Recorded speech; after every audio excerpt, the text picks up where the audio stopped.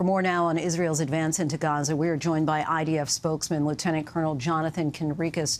Lieutenant Colonel, thank you so much for coming back on the show. As Ian just reported there today, Israeli soldiers in Gaza managed to free an Israeli soldier who had been among the hostages taken on October 7th. What can you tell us about the operation that led to her release?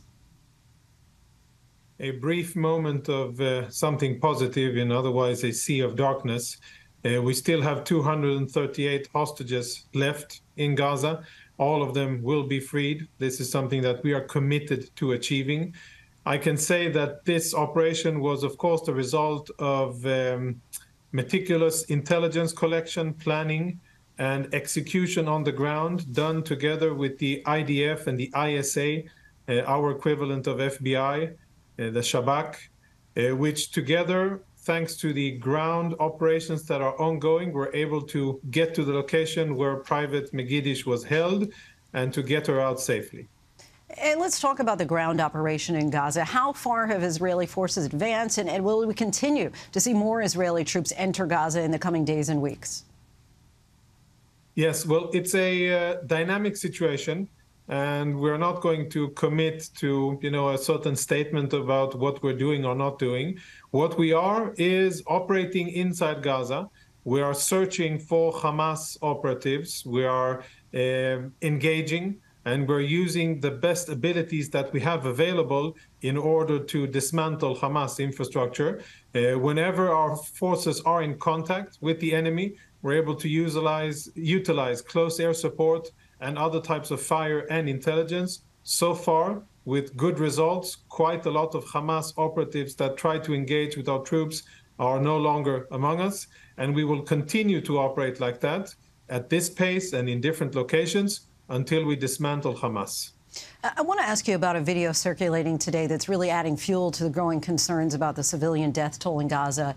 This was shot today on the main highway running through Gaza. It appears to show an Israeli tank firing toward a car as it tries to turn away.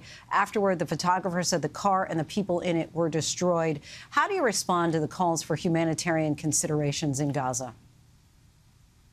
Yeah, I've seen the video, and I cannot, provide explanations about what exactly happened, what the picture on the ground was, what's in the frame and what's outside of the frame. There could be something close to that vehicle which was a threat.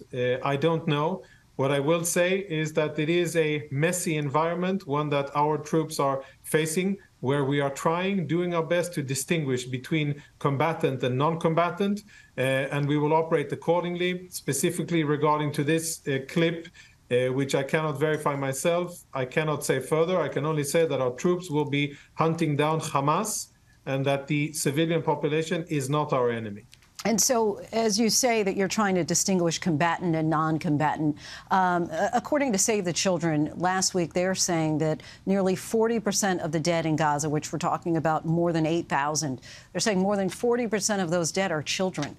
And so we're talking about nearly 4,000 of these casualties who are kids. And so they're not Hamas. So when we're saying we're trying to distinguish between the combatants and the non-combatants, how are we talking about nearly 4,000 kids who are dead here, sir?